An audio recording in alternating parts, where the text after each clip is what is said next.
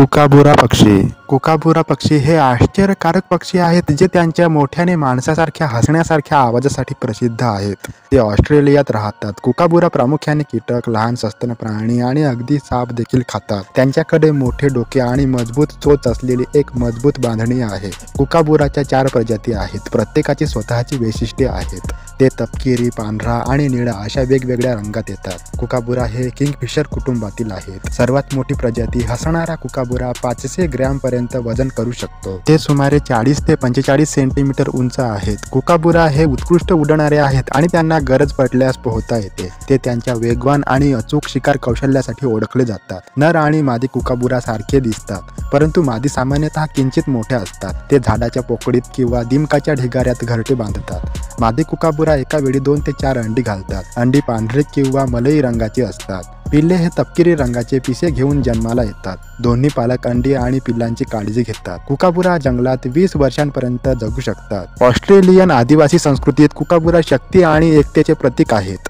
Kookaburra हे सामाजिक पक्षी आहेत। ते सहसा जंगलात आणि शहरी भागात आढळतात। कीटकांची संख्या नियंत्रणात ठेवून ते परिसंस्थेत महत्त्वाची भूमिका बजावतात। कुकाबुरा ऑस्ट्रेलियन लोकांना आवडतात आणि ते देशाचे प्रतीक आहेत। ते अनेकदा ऑस्ट्रेलियन कला आणि लोककथांमध्ये वैशिष्ट्यीकृत आहेत। कुकाबुरा त्यांच्या हास्याने अनेकांना आनंद देतात। असा हा कुकाबुरा पक्षी।